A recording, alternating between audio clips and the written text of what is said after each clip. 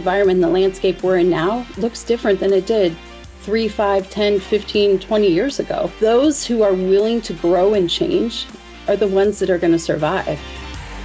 Welcome to Shift, an exclusive podcast by DSN. I'm your host, Blake Mallen, and this is where high-performing entrepreneurs and experts share their most powerful shifts in mindset, skill set, and strategy to help you accelerate your business and amplify your impact. I challenge you to be present, open your mind, and let the shift begin. Welcome to Shift. I'm your host, Blake Mallen, and today's guest is a leader who has built one of the most consistent and respected businesses in our profession. She reached the top of her company's marketing plan in just 18 months and has sustained her success for nearly 17 years, all while balancing the demands of being a military spouse, raising 3 kids, and moving through some of life's hardest seasons. I have a feeling we may get into some of those on our conversation today.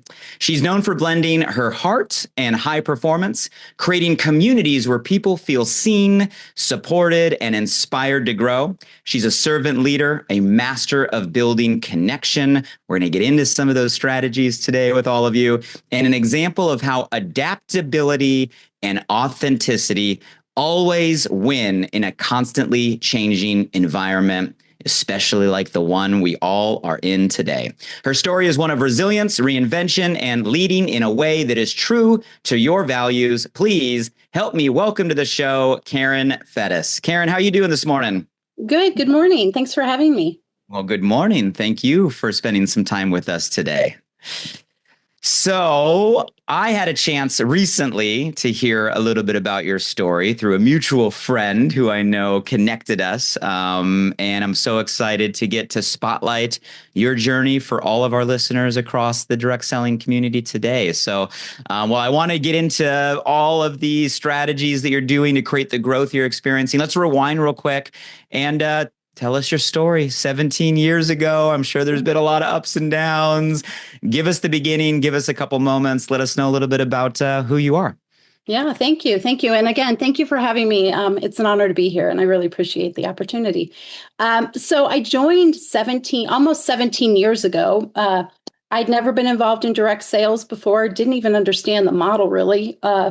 Didn't want to even tell people what I was doing because it was so misunderstood to me. And my sponsor was a random stranger who was upset that I decided to join because she was going to lose money on her personal sales. She didn't understand the model either, clearly. And it just kind of took off. You know, I was what I would call a kidnapper to start with. I didn't have any aspirations of doing anything big with the business, but I quickly saw the vision and understood the possibilities. And it's been such a gift and blessing to our family. So over the years, of course, there's been many ups and downs, like that's our industry and that's life, really, if you think about it. We've moved multiple times. I've reinvented my business in different ways over the years. I've raised my kids, and my kids have grown up knowing nothing other than parents that work from home at this point. Mm-hmm. And they seem to think that's normal. They don't understand that's an anomaly, I don't think. And but it's just been an incredible journey. It's been so much fun. And I've grown so much as a human. It's just been incredible. So, but definitely ups and downs. I mean, that is the nature of this beast, right?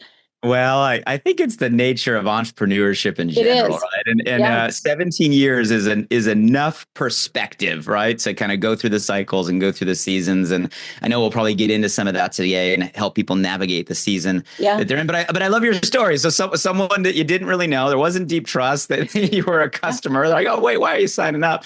Well, what made you make the leap? Like, what made you say, hey, I want to get started? And then maybe a follow-up question there, because there's always kind of 2 moments, right? There's the moment you're like, maybe I'll give this a try. And then there's kind of the moment somewhere along the way where it becomes real, where it becomes deeper, where it becomes something more than just this thing. So give us kind of those 2 moments. What made you start? And then really, when did you make the kind of shift that this is going to be something you're going to spend your life in? Well, I had done a few different things before I started with direct sales. I'd worked for a nonprofit. I had run and created training programs for that nonprofit. I had been a stay-at-home mom for a season. I'd been heavy in volunteer work. I'd done all different things. And I wasn't really looking for something. But when I was introduced to the product and the company, to be honest, what I wanted was the kit. The value of the kit was Uh-huh. amazing. And so I truly would say I was a kidnapper. I didn't have any expectation, any aspiration. But there was a moment pretty early, and my husband was he was deployed. He was in Iraq when I Oh, joined. wow. And there was a moment pretty early on where it just clicked. And I realized there's potential here. Like this is not only changing me, but it has the potential to add a lot of value to our family. And I was finding myself in great community. I was finding Mhm. myself surrounded by people that I was learning from and interested in and all the things. And it just clicked. I think our first incentive trip did it for my husband, though. That was where his eyes were wide open. Where'd you We guys went to go? Alaska, and that was a bucket list trip for us, but we didn't have a Uh, lot of money. We were a military family, and we thought we would do that when we were older and retired. So mhm. that was it for him, though, for I sure. love it. You Yep. actually just gave me kind of a chill moment because it's so often it's the experiences, right? It's Yeah. getting together and doing something you haven't been able to do or you never thought was possible with people that think like you. And it's like, Yeah. oh, this is more than just the thing that I'm talking about. But I absolutely love that. And at what point along the journey where you're like, did it become something where you're oh, this is going to be a profession, right? Or this is going to be something you're committing your life to. Was there a specific kind of aha or a distinction, or was it something that just gradually unfolded for you? I think it gradually unfolded at the beginning.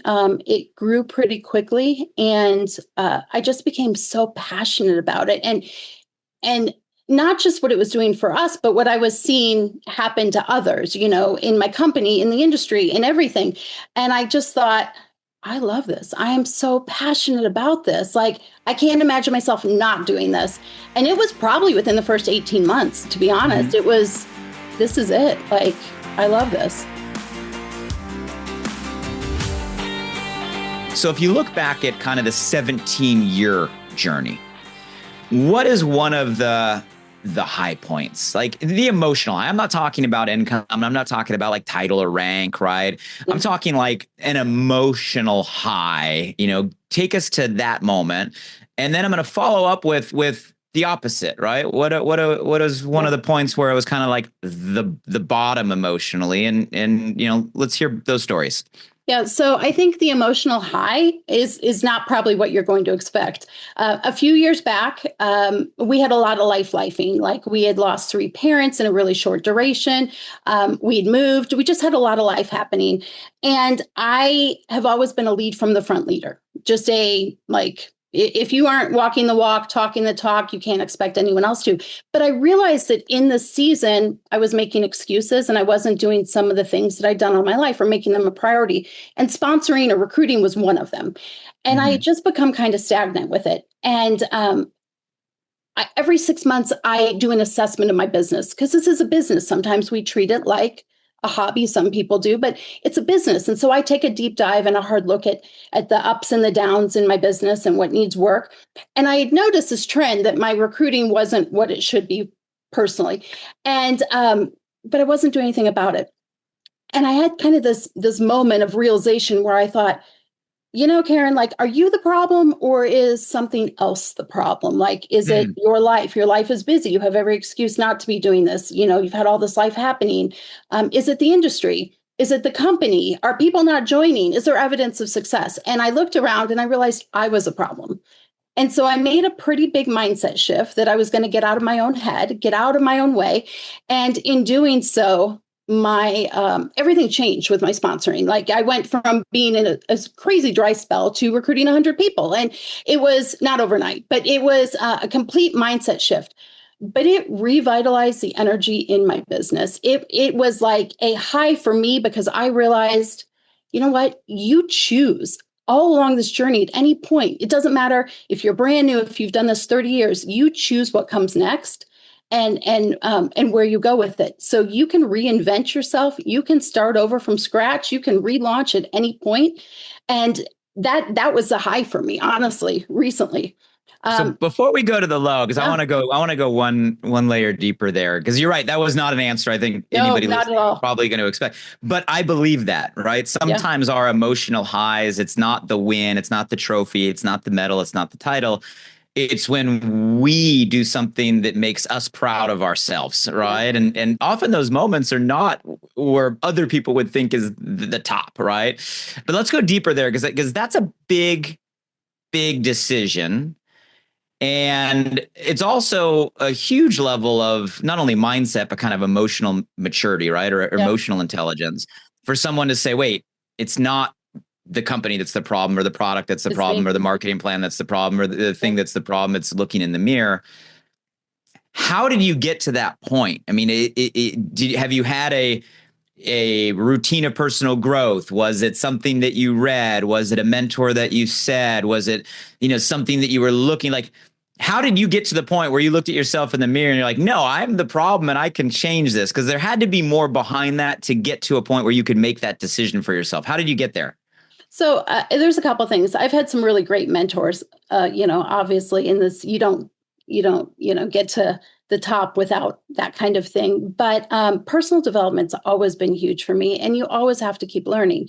And so that is a core commitment of mine. Like I will be better tomorrow than I was today, personally and professionally. But really, it was just the fact that I was making excuses. Like I don't know if there was something that I read that really brought that to the forefront, but I think it was the fact that, I've built this business not making excuses, right? Like I'm an Enneagram 8. So I'm not an excuse maker. But in that moment, I realized there was no one to blame but to look inside. I had done a training a couple years before for some of my leaders and exercise where I had them write down things about themselves, how they felt about themselves. And then I had them pull out a mirror and say those things out loud. And a lot of those things they weren't comfortable saying out loud about themselves because they weren't nice, but it was okay to write them down. And it was kind of the same thing. It was kind of like I opened a mirror up and I thought, yeah, it's me. I'm the problem here. Like there's evidence of success everywhere in my company, in the industry. Like I could let life be the excuse, but it's never been an excuse because I have built my business through repeated seasons that required resilience. Like when I look back, like almost every season has required resilience and it's never been an excuse. But I kind of just put it on the back burner and I'd forgotten my priorities of what it took to build a business. I remember Mary Christensen many, many years ago saying, the minute you stop growing is the minute you start to see the decay or decline of your business. And I thought, that's where and I wasn't at that point, but I thought that's where I'm going to be if I don't make a shift.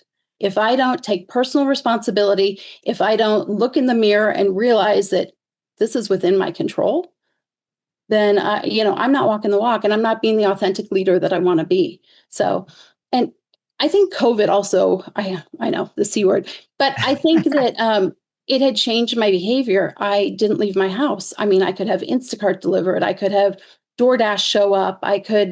Amazon could be at my door every day. And I didn't have to get out and meet people and do the things that, relationship building is the core of this business. And I'd kind of stopped doing the things that were important. So I knew I had to go back to being a social human again. I love how you keep saying evidence of success. It's one of my core words. I love it.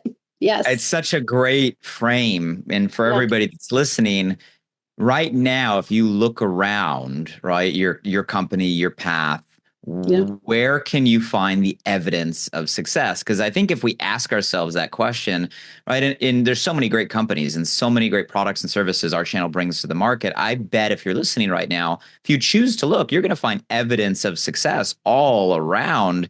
And I love that question, Karen, because then you put it back and it's like, if there's evidence of success, if people are doing, if it's happening for others, it can happen for us. We're the variable. So I think that's a great question. You say then you went from kind of this place where you were not doing the things you had done in the past. You looked in the mirror, you had the moment, and then boom, all of a sudden your enrollment, right, kind of started skyrocketing. Yeah. Be honest, you're like, was it instantly when you made the decision? Like, how much time from the place you were to the place you ended up? How much time for that kind of energetic shift? Did it happen instantly? Did it happen weeks? Did it happen months? Like, how fast did it? So some of it was instant, because once I started having those conversations again, I kind of stopped having those conversations, and so once I started having those conversations, I realized that there were people in my network who were interested, but I hadn't been asking. And if you don't ask, right? And so some of it was instant. And then some of it took some time to build momentum. But the more you do it and the more you talk to people and the more you're a social human, the easier it does become. And I remember kind of early on in my journey, I had a new leader, and she said, I don't know what's happening to me. She said, recruiting used to be really hard for me. She said, but people are coming to me now. And it was contagious momentum. And so that is kind of what happened to me. It did open some other doors, and I realized, maybe I need to work on my onboarding a little bit. Maybe some of my scalable systems needed a little refreshment and that kind of thing. But it wasn't all instant, but there was some instant gratification in the fact that I had people in my market that I hadn't been talking to or asking. I'd made assumptions. And what happens when we assume? We can't make assumptions for other people. So some of it was instant, and some of it, took a little longer to pan out, but that's okay. And I love that, and I asked the question because I kind of figured that was going to be the answer, because in my own experience, it's true. It's like what you seek, you shall find, right? What you look for is there. And if you're stuck in, you're going to find an excuse, there's plenty out there. But if you do make a decision and all of a sudden you start flipping that filter, right, that RAS right inside your mind, like you can instantly shift an energy, instantly start to see a different result. And it does compound like you're describing, in your story. So I love that example of a high moment where it was really more of a personal, personal shift or a mindset shift. Let's go to the other side. What was a point anywhere in your 17 years, you hit a valley, right? It was a hard time. Maybe it was a time you were, you had doubt start to creep in, or maybe you were going through things in your life you had to navigate. Take us to one of those moments in your journey. Yeah. So one that comes to mind right off the top of my head, and again, it's maybe not what you would expect, but I grew fast and furiously, and I'm not sure that I had the skill set or the strategy up front to make it sustainable. And we all do this, or I would assume most of us do this, to be of benefit, not detriment to our family. And I remember one moment, and I was sitting on the couch, and I said to my husband, I don't think I can do this anymore. And he kind of looked at me, because, this was adding a lot of value to our life, and said, what are you talking about? And I said, I'm overwhelmed. I'm burnt out. I'm working more hours than I'm sleeping. This isn't adding value to our life. It was in ways, but like, I wasn't able to be present. And he said, well, Karen, I ask you how I can help you all the time, and you say there's nothing I can do. And if you would let us in and let us help you, he said, I can promise you most of what you do is not rocket science, and you can delegate some of it out. And if you can teach me once how to do something, I can create. He was a Marine, so he said, I can create a system for it. And anyone in our house or anyone that you hire could do this for it, And I said, but in the time that it takes me to explain to you how to do it, I would have it done. And I know it would be done right. And he said, right, but this is duplication. You do the same things over and over again. So I was at rock bottom, though. I thought, I can't work any harder. I can't work any more hours. But what I wasn't doing is working smarter. And so that was the eye-opening moment for me, where we started creating some scalable systems. And I realized that I don't have to have my hand touching everything. And I'm not necessarily the expert in everything even. I know in your personal story, you've had a bunch of life, right? At different seasons you've had to overcome. But I also know, having worked with a lot of people over a lot of years in this channel, that life hits everybody in different ways, right? At different times. And you can't really stay in one direction for decades and not have life, right, hit in some way in some season. So whatever you're willing to share, right, in any of those moments, what were some of those going through personal harm? And how did that affect your business? And what lessons looking back, right, kind of helped you navigate through that season? Yeah, so we've had a lot of lifing, and starting with fairly early in my business, my youngest child was diagnosed with a inoperable brain tumor, and it Oh, was wow. actually coming off of a very high for me. I'd been at a company event where I'd been awarded the top honor in the company, and got back to the hotel room that night, and a family friend who had traveled with us and was watching our kids said, "Hey, I think there's something wrong with your son. He Mhm. was tripping and stumbling and that kind of thing." And so we left the event that we had been at, and we went back to Southern California where we lived, and we went Mhm. straight to the ER in San Diego, where we left that night. And they said, "He has a brain tumor. You need to meet with a neurosurgeon tomorrow." And Wow. that was a hard season. Simultaneously, my husband was in the middle of retiring from the military. We were making decisions about where we were going to live, and it just, it was a hard season. He's been through 18 brain surgeries. We 18? 18 brain Wow. surgeries. Yeah. And How old is he now? he's 19.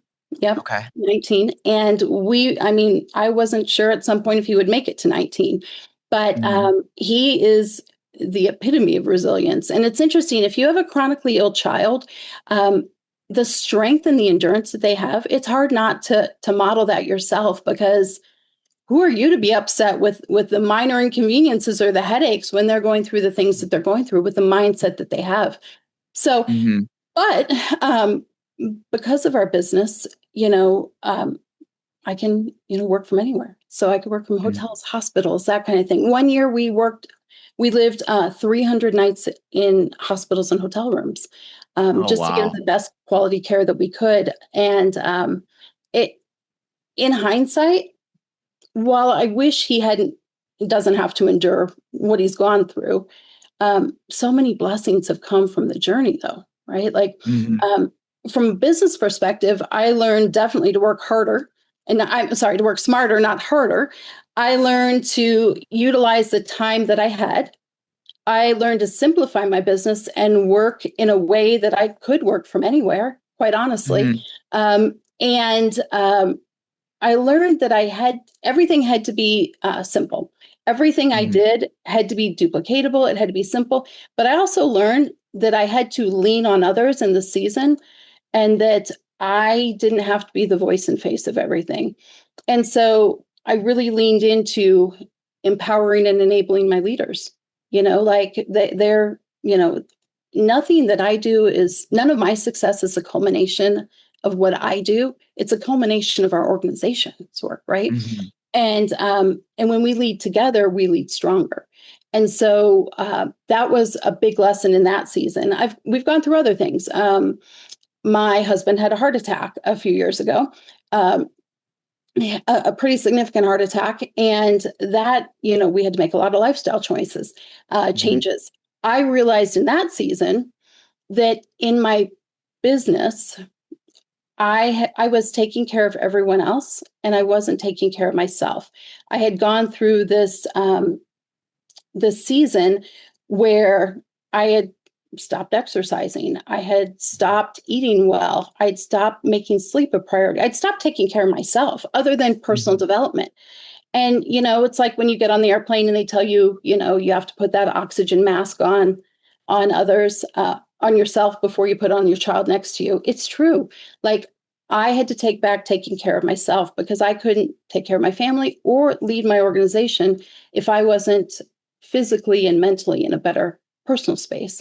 And so that Mhm. was an eye opener for me. Um, and there just have been so many. Like, we've lost now all four of our parents since 2022. Oh, Um, wow. did not think that was coming at all, in any way, shape, or form. Uh, but I've been able to care give, and I've been able to be present, and I've been able to do all of these things that are such a priority. In time I would never get back. We've made some hard decisions. And when I say hard, I don't mean personally hard, but we've missed incentive trips. I missed my first convention in 17 years this summer, which I have never missed one. But I do this for my family and to be of value and benefit to my family. And so that became the priority. And so someone said to me, you teach us to set boundaries. This is a perfect example of where you need to set one yourself, and you need to be present with your family. So I did, felt weird not to be there in person, but I did.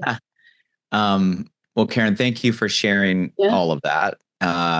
That's definitely life, right? To some of the most extreme. My condolences, right? For all of it. I'm happy to hear that your son is 19 and sounds like an amazing spirit that we all probably can learn from and get inspiration from. And obviously, navigating parents and aging parents and then losing parents. I mean, it's got to be one of the hardest seasons that any of us go through, and it's one of those things that all of us eventually go through, right? And the fact that you've been able to, stay consistent and stay the course and continue to excel is a testament to the resilience, right, of the leader and the person that you are. I want to highlight something because in both those stories, I don't even know if you do this. In both those stories, it was very much sharing something that is a real, right, lifing, a real hard moment. Yeah. Your son, 18 brain surgeries. In the next sentence, you used the word blessing.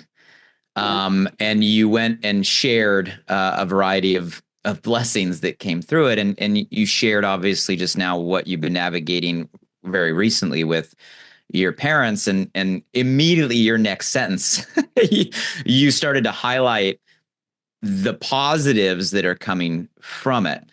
And I want to spotlight that and acknowledge you, and also just tie for everybody listening that I think there's something in this resilience energy that in order to go through certain things and actually grow through certain things, you have to develop that mindset where you're actually seeing the positive, right? The blessings, which is hard when you're talking about really hard things. So I'm put it back on you, Karen, because you just did that for all of us kind of naturally and intuitively in what you shared.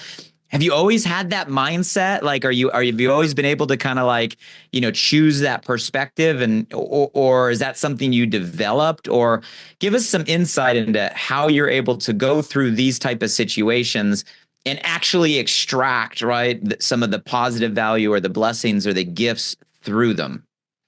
Yeah. So I think part of it is learned, of course. I think the more you are faced with situations that require resiliency, the more you get better at it. But I do think that's how I was raised. I was raised to find the positive among the negative. Like, you have a choice. No matter what you're facing, you have a choice. And it's not easy. I mean, I'm not saying the hardships I've been through have been easy, because they haven't been easy. But in all honesty, if I were to look back through, like, my biggest blessings have come through the hardest seasons, 100%. And I would bet that you probably feel that way too, right? Like, it doesn't make it easier. It doesn't make it, make you wish that you hadn't gone through or experienced it. But you have a choice. Faith and fear both require you to believe in something that you can't see, or, and I'm going to choose the positive in every situation, because the negative is just going to hold me back. And there truly is a blessing that almost comes out of every cloud if you look for it. My kids, I always say to my kids, and they don't like it.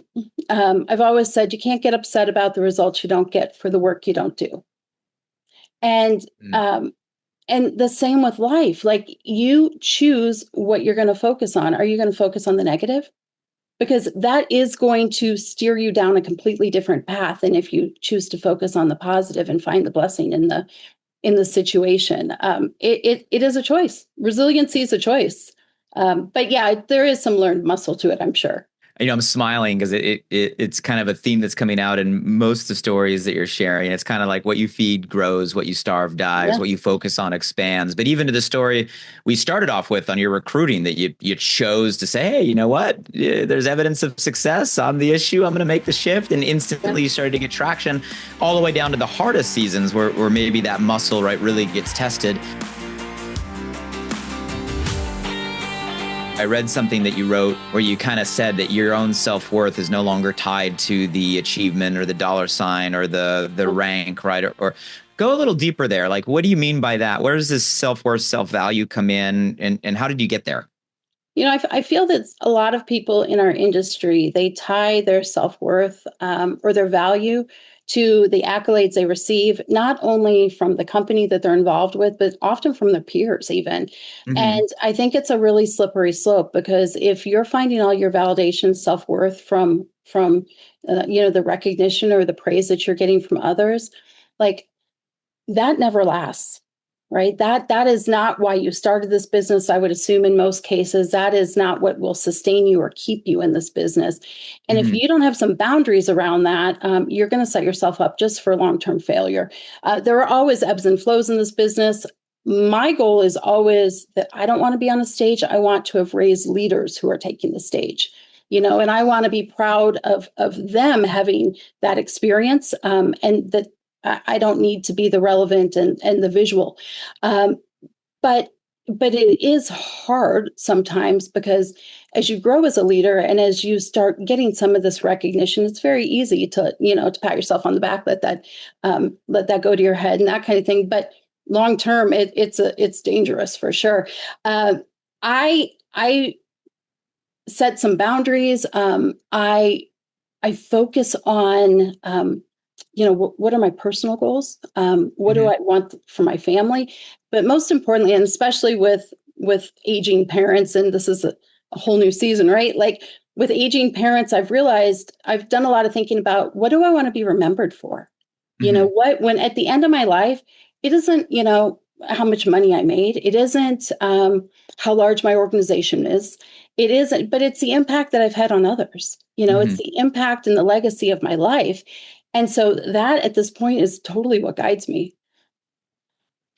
I love all of this, and there's so much you are giving us in your insights through your own experience, your own journey, right? Your own story. And I hope for everybody listening, right? I know it's resonating, right? Because we all go through things. And the reality is it starts with the mindset. Everything starts with the mindset, right? And we have to have it right up here in order for it to be right in our business.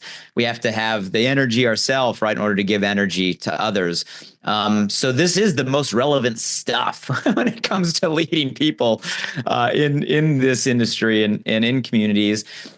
There's also kind of a theme through all of this, Karen, I'm hearing when it comes to just, thriving through change. And I know change is kind of a word I got taught growing up in this industry we don't even use, right? The show's called Shift. It's not called change, because it's a word that scares people, right? But we're living in a time of such rapid evolution, such a fascinating time, right? Of so much transition. And there is a lot of season of shift happening in the world, in our channel, in our companies, in our business. And here you are 17 years through all the stuff that you're sharing and all the stuff that we don't even know you had to go through, navigating, adapting, pivoting, right? What insight can you give to all of us right now that are all in an environment of shift in our own way that would help us continue to move forward when it comes to this kind of ability to constantly adapt? So adaptability, I think, is key to longevity in this industry, and also patience. Right Mm-hmm. now, patience, not passivity. Like, there's a difference between the two. But What's I the think, difference? Go. I've never yeah. heard that one So before.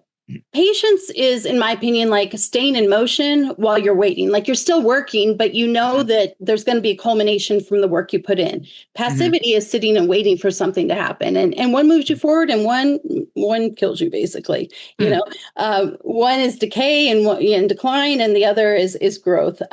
So think about it this way: if you have a pack of seeds, Like I've got some plants behind me. If you're planting seeds in a garden, say, uh, patience is watering them and waiting for them to grow. Passivity would be never opening the pack of seeds and putting them in the ground and expecting growth that you aren't going to get because you didn't even plant the seeds. So I think that's kind of the difference. But, as we evolve in this industry, and and I do agree with you, things are rapidly changing, right? I think it's okay to go back to the basics for one. I think that's fine. But to re-envision the basics and to realize that the environment and the landscape we're in now looks different than it did 3, 5, 10, 15, 20 years ago. And those who are willing to grow and change are the ones that are going to survive. Those that are resistant to the change. I mean, it's like, I remember someone used the Blockbuster analogy. Like, people used to go to Blockbuster and buy them. I mean, I know some people in here aren't that old and they won't even know what I'm talking about. But they used to go and they used to buy, rent their movies and turn them back in. And then that model evolved a little bit. And now, we all just stream our movies, right? Blockbuster didn't survive because they weren't able to adapt. Like I'm an iPhone user. My dad, when he passed away, still had a BlackBerry. Like, he actually, he had to get rid of the BlackBerry because they weren't supporting him anymore. But was there anybody he could walkie-talkie to, or I don't know if there's anybody else? Yeah. Oh yeah. But BlackBerry, didn't, and they were a big name in the phone space. They were, I believe, the majority at one point, but they didn't evolve, right? So they didn't change, and so they became obsolete. And if we aren't willing to be open to change, to be open to looking at what works and adapt, like, we will become obsolete. We'll become the dinosaurs of direct sales. So while change is hard for everyone. And I'm older, so I mean, change is really hard for me. But I know that I don't know everything. And I know that I have to constantly be learning, and I have to be open to change. I have Gen Z children, and they teach me a lot, a lot about where the future of our industry even is going. So I think, you just have to be open to honest assessment. What's working, what's not? What are you afraid to change, and why? Like, are you getting in your own way? Are you afraid to make change because change is hard? Or are you open to seeing what the potential is if you try some new things? Because if you try something and it doesn't work, that's not failure, it's learning, and you can go back and you can pivot and you can shift again. So, and I love the fact that this is called Shift, right? Because really, it's what we all have to do in our personal lives and our professional lives to stay relevant. It's so good, and so true, and I don't know why this conversation is so weird, because the reality is, for things to be better, they have to change. No, because if they don't change, they can't be better. And we all want better, but in order to get better, things have to be different, so it's just this weird paradox of, us as people, that we want things to be better, but sometimes we resist the very things we need to go through in order for them to be. And we are definitely in that season right now. Karen, you just said the future of our industry, so I'll tee that one up. What is that? Where are we going here? Like, what are you seeing? What are you feeling? You have this perspective. You've been through the highs. Out stronger. You have an amazingly growing organization in the now. You're adapting, right? All the things that you're sharing with us. Pull out that crystal ball, right? What are you seeing right now that are the evolutions? What is working? Where are we going? And for all of us that are listening, what are some things that we can be applying to our own business today? Yeah. So, I mean, I think that the future of our industry is strong, actually. I 100% believe in it. But I do think that our future depends on our ability to adapt and evolve. I am finding that within my organization, those who are leaning into being open to change, those that are also doubling down on the basics, and those that are. What do you mean by basics, though? Yeah. So the fundamental skills, the things that, relationship building would probably be the most important one to me. I feel like we went through a season during when we were all stuck in our homes, where we kind of stopped relationship building. And I think that that Mhm. is one of the most important core skills. This is not a transactional business, it's a relational business. And when we get back to that and having conversations and talking to people and sharing stories, it used to be a season where you could just throw anything up on social media and you could sell and sell the product. And I don't think that's the case anymore. I think, people buy from you, people join under you because of the trust and transparency that they find in you first. And so personal branding, I don't think is optional at this point. I've Mhm. had some really great mentors in that. It's work in progress for me, for sure. But personal branding, I think, is critically important. I also think taking an honest look, like I am involved in a party plan company. And so Mhm. party plan used to be a home party in the home. And while there are people that still very successfully do that, for me, I think that model means a host is someone who introduces you to other people now, not necessarily in their living room, right? And they're rewarded for introducing you to a new audience. And so, kind of reimagining what that looks like. I don't think a social presence is optional at this point. We do have people that are successful completely off of social media, but generationally, I think that's critically important. Well, there's so many things. Oh my goodness. I think that the ability, I would go back to doubling down on community, I think still Hmm. would be my biggest point. You know, within your organization, I think often people join for the money or the opportunity, and they stay for the connection in the community. And so Mhm. when you do a good job of building a sticky community, and I wouldn't say it makes it hard for them to leave. I don't mean that. We don't want people to stay if it isn't the right fit for them by any means. But why people stay, why people participate often changes over the years. And so when you are going through a harder season, that's you are there to help and build community in that season, right? And I think that is critical, absolutely Mhm. critical.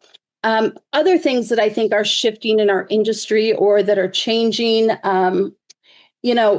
if you are part of an organization that has an international opportunity, um, when I've gone through like a normalization or a dip or whatever in the past, Mhm. it's been great because it happens to have been a season where we've been growing internationally in a different region, and different Mhm. regions grow. That you have retraction, you have growth in different regions at different times based on kind of where things are with them, and so that can be really helpful. So if that's an opportunity for international growth, I definitely say lean into that by all means. There are some challenges that come with it, but overall, that can be really, really helpful.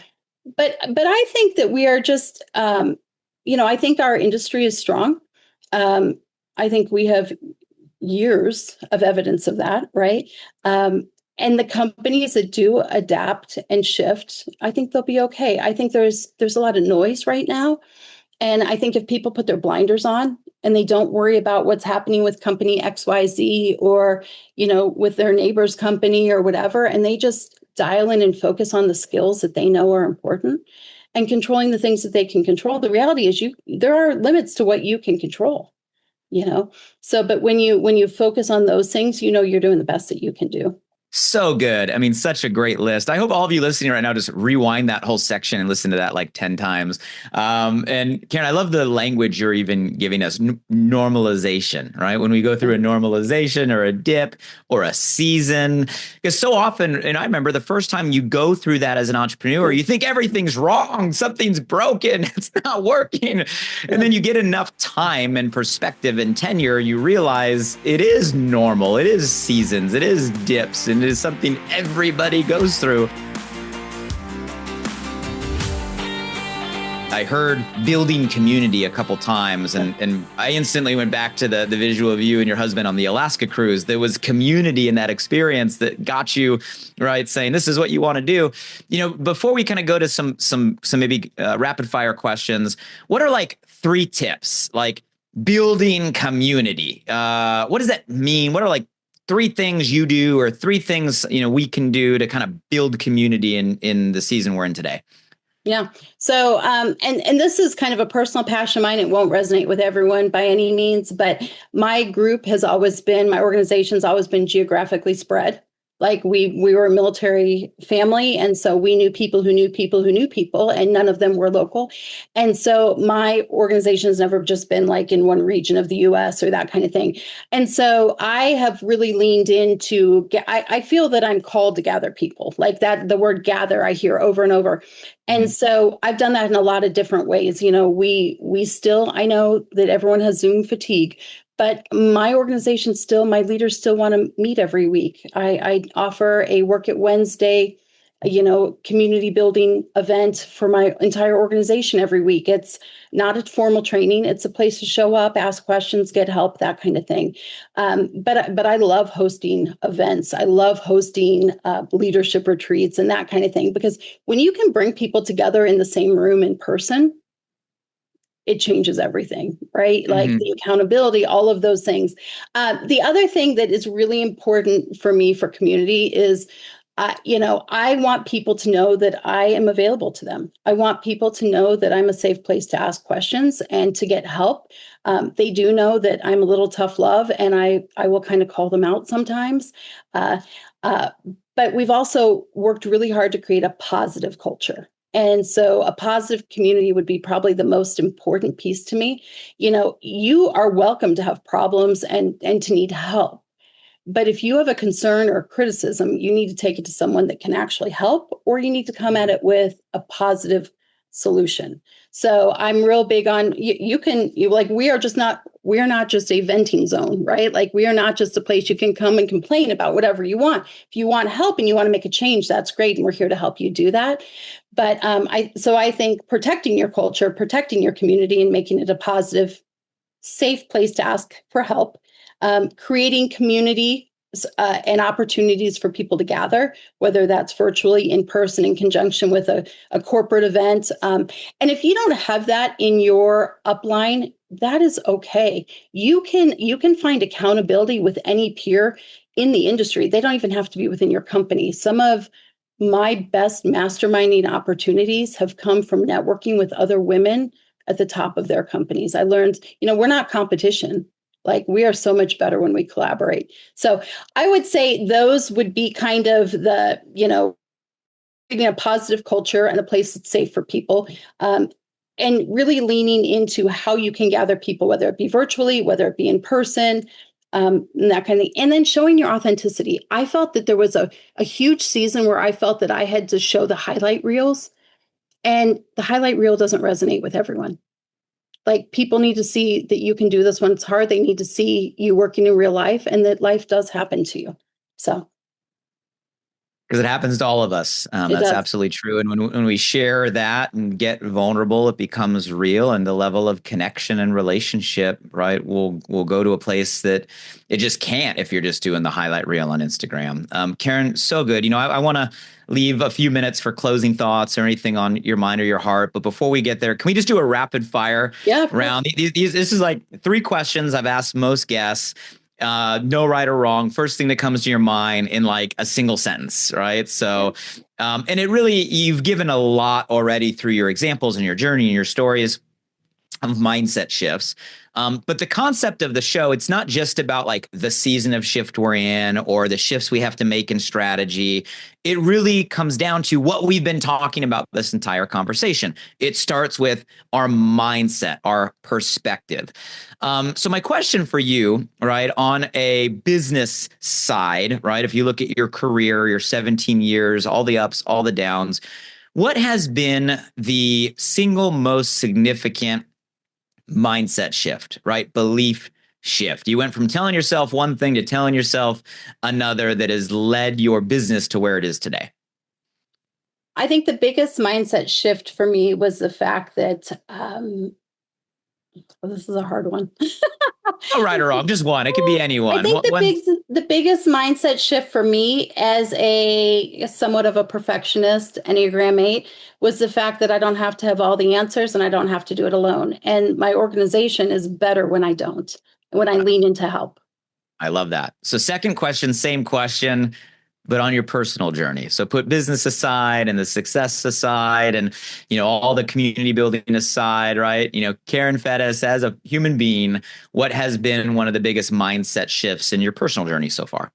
Yeah. And it does kind of lean back into my business, but I think for me, the biggest personal mindset shift, and I encountered it a few years into my business when I was growing and building this, I thought, for my family, and I was sacrificing a lot of personal time and family time. And I remember my youngest Luke at that point said, could we have a day where you don't work? Could Fridays be a work-free day? And I realized I wasn't modeling a healthy example for what a healthy work home balance looked like. And while I thought that I was building something to benefit them, they weren't seeing me present in the season. And so I learned to set some serious boundaries, and that the work wasn't the priority, my family was, which is why I was doing it. But somehow in the process, my mind had kind of inverted it. So no, learning that it was okay to be the present parent that I wanted to be, and to say no, and to honor my values first and foremost. And the better I get at that, the better my life is.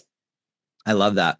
So last kind of rapid fire, I sometimes just think about the power of our channel when it comes to just the numbers of passionate, driven, amazing people around the world that are distributors, promoters, consultants, coaches, affiliates, whatever we call ourselves, across all the categories. And what if there was a way that somehow we could all be unified in a direction, right? And the power of what we could create. So my question for you is, let's say you could kind of snap your fingers right now and give every single individual across the direct selling world a single belief shift. What shift would you give them? I think the single belief shift is that you can accomplish anything you set your mind out to with hard work and consistency. I think that there are so many that don't have that self-belief. And the reality is that all it takes is showing up and continuing to show up over and over and over again. The sprint, the marathon beats the sprint every single time, Beautifully put and absolutely true. Karen, we've covered so much. You've been a gift. Everything from your personal journey to what resilience really looks like, not just in what you're saying, right, but through your own example, and how you've modeled that through your family, right, through your team, through your own community. I think every one of us can relate.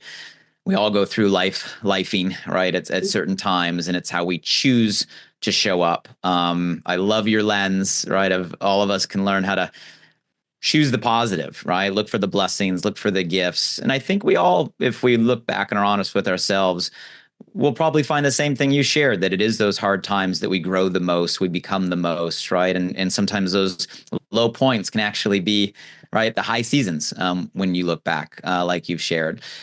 Community building, adaptability, authenticity, and some amazing tips you've given us on simple, practical, tactical things we all can do within our businesses and our teams to connect people, right? To help people navigate and grow as individuals. So much you've given us here today. Anything left before we round out that we haven't covered, or anything you want to revisit? Anything else on your mind or your heart before we round out today's conversation? The only other thing that I would say, that in this season, I think we have to remember we're playing a long-term game.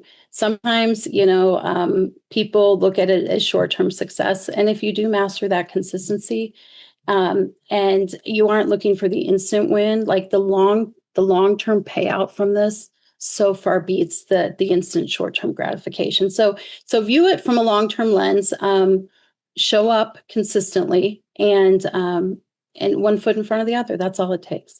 So I love it. Well, Karen, thank you so much for your time, especially in the midst of everything I know you're navigating, even in the right here and right now. And I appreciate all of it. And you have been a gift and a blessing to all of us. And for everybody that spent time with us today, thank you for being here. Your presence matters. And I know in today's conversation, there was something that was meant for you. So listen to this, re-listen to this, And, my ask is if you got value from today's conversation, share this. The only reason we're all spending time here together is in the spirit of growing each other, growing our communities, growing our channel to make an even greater impact, because that's what this is all about. And if you know someone right now that is going through a life season or coming out of one of those challenges, I think today's conversation is something that can help them navigate and help them get to the other side. So share this. You can find this conversation and all past conversations at shiftpodcast.com. And until then, Karen, thank you so much for who you are, for what you're doing, for the example that you're giving, and for the time that you gave us all here today. And for everybody out there, let's continue to make the shift. Thanks, everybody.